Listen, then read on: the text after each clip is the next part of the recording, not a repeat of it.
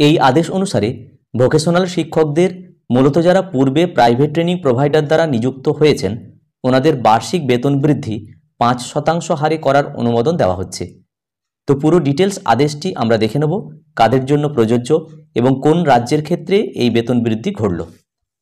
এই আদেশটি গত 4/2/2025 তারিখ মেমো নম্বর সহ হরিয়ানা রাজ্য থেকে হরিয়ানা স্কুল শিক্ষা পরিযোজনা পরিষদ এর স্টেট প্রজেক্ট ডাইরেক্টরের পক্ষ থেকে দেওয়া হচ্ছে। তো ছোট্ট এই ভিডিওটির মাধ্যমে আমরা শুনে নেব ডিটেলস এখানে কি বলা হচ্ছে। এত দ্বারা ভোকেশনাল টিচার্সদের জন্য মূলত যারা পূর্বে ভোকেশনাল ট্রেনিং প্রোভাইডার দ্বারা নিযুক্ত হয়েছেন ওনাদের জন্য বার্ষিক বেতন বৃদ্ধি 30,500 টাকার উপর 5% হারে অর্থাৎ 1,525 টাকা বৃদ্ধি মঞ্জুর করার অনুমোদন দেওয়া হলো।